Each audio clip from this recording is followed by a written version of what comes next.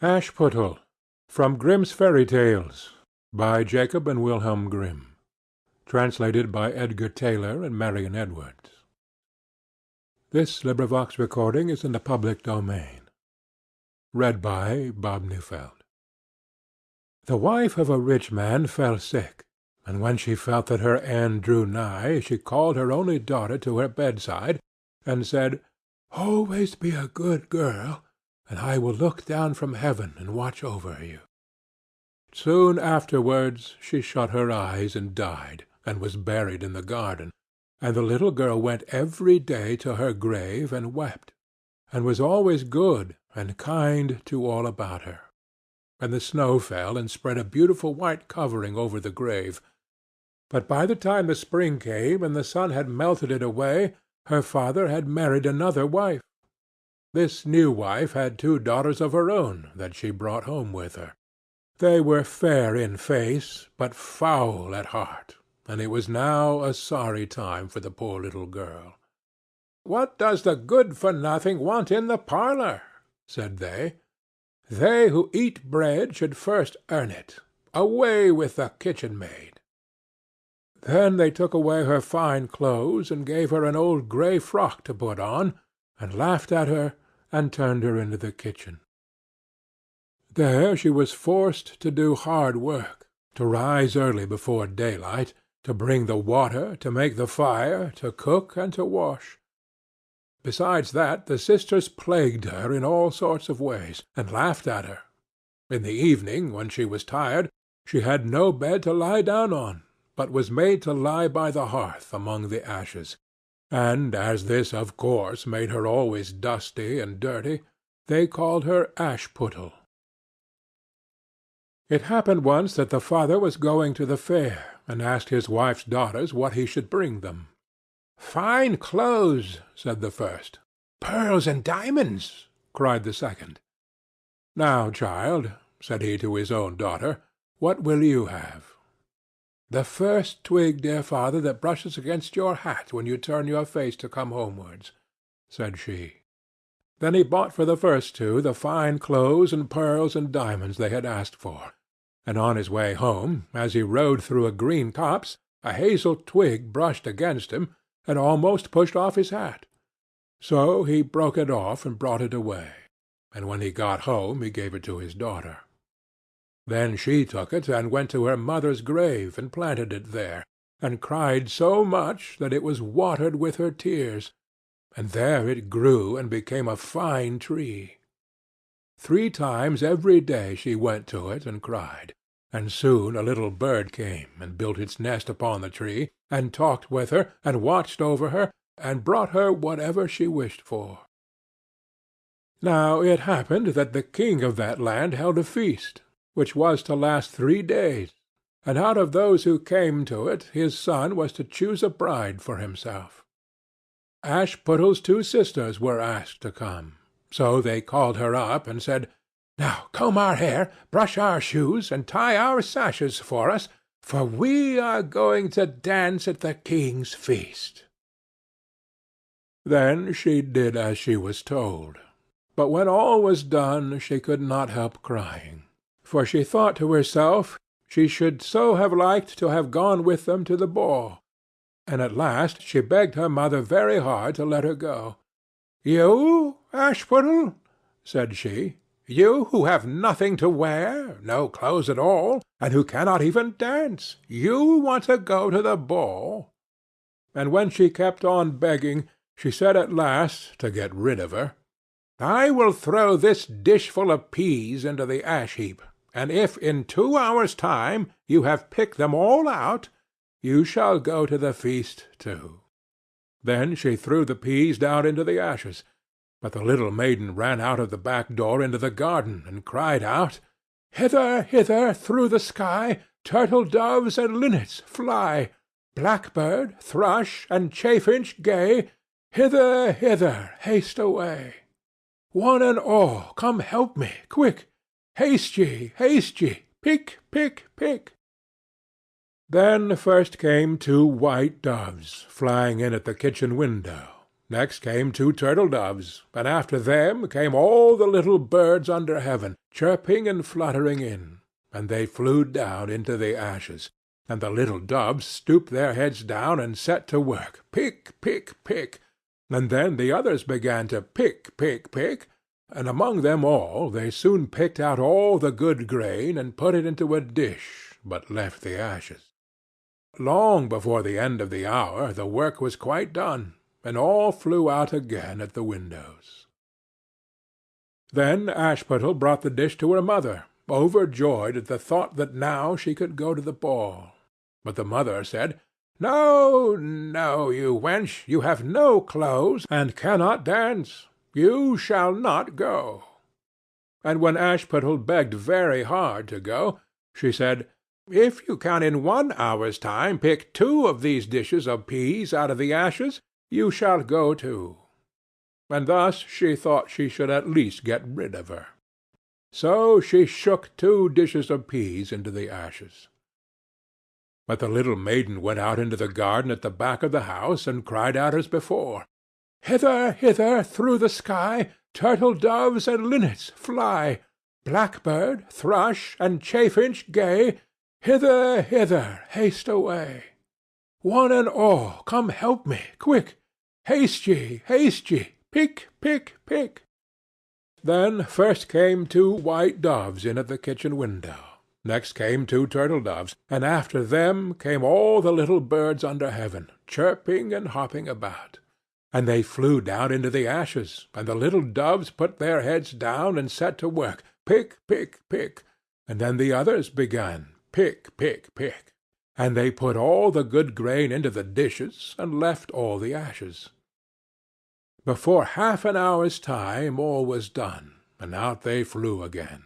And then Ashputtel took the dishes to her mother, rejoicing to think that she should now go to the ball. But her mother said, "It is all of no use. You cannot go. You have no clothes and cannot dance, and you would only put us to shame." And off she went with her 2 daughters to the ball. Now when all were gone and nobody left at home, Ashputtel went sorrowfully and sat down under the hazel-tree, and cried out, "Shake, shake, hazel-tree, gold and silver over me." Then her friend the bird flew out of the tree, and brought a gold and silver dress for her, and slippers of spangled silk, and she put them on, and followed her sisters to the feast. But they did not know her, and thought it must be some strange princess, she looked so fine and beautiful in her rich clothes, and they never once thought of Ashputtel, taking it for granted that she was safe at home in the dirt.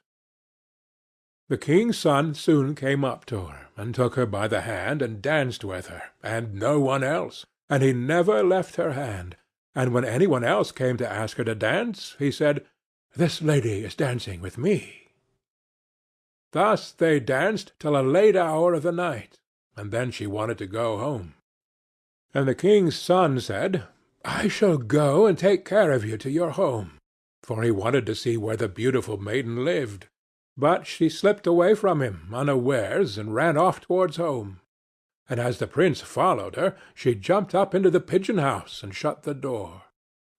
And then he waited till her father came home, and told him that the unknown maiden who had been at the feast had hid herself in the pigeon-house. But when they had broken open the door, they found no one within, and as they came back into the house, Ashputtel was lying, as she always did, in her dirty frock by the ashes, and her dim little lamp was burning in the chimney. For she had run as quickly as she could through the pigeon-house and on to the hazel-tree, and had there taken off her beautiful clothes, and put them beneath the tree, that the bird might carry them away, and had lain down again amid the ashes in her little grey frock. The next day, when the feast was again held, and her father, mother, and sisters were gone, Ashputtel went to the hazel-tree, and said, "Shake, shake, hazel-tree, gold and silver over me." And the bird came, and brought a still finer dress than the one she had worn the day before. And when she came in it to the ball, every one wondered at her beauty.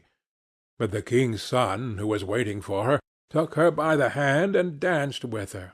And when any one asked her to dance, he said, as before, "This lady is dancing with me." When night came, she wanted to go home, and the king's son followed her as before, that he might see into what house she went. But she sprang away from him all at once into the garden behind her father's house. In this garden stood a fine large pear-tree full of ripe fruit, and Ashputtel, not knowing where to hide herself, jumped up into it without being seen. Then the king's son lost sight of her, and could not find out where she was gone, but waited till her father came home, and said to him, "The unknown lady who danced with me has slipped away, and I think she must have sprung into the pear-tree." The father thought to himself, "Can it be Ashputtel?" So he had an axe brought, and they cut down the tree, but found no one upon it. And when they came back into the kitchen, there lay Ashputtel among the ashes, for she had slipped down on the other side of the tree, and carried her beautiful clothes back to the bird at the hazel-tree, and then put on her little grey frock. The third day, when her father and mother and sisters were gone, she went again into the garden, and said, "Shake, shake, hazel-tree, gold and silver over me." Then her kind friend the bird brought a dress still finer than the former one, and slippers which were all of gold, so that when she came to the feast no one knew what to say for wonder at her beauty. And the king's son danced with nobody but her, and when any one else asked her to dance, he said, "This lady is my partner, sir." When night came she wanted to go home, and the king's son would go with her, and said to himself, "I will not lose her this time." But, however, she again slipped away from him, though in such a hurry that she dropped her left golden slipper upon the stairs. The prince took the shoe and went the next day to the king his father, and said, "I will take for my wife the lady that this golden slipper fits."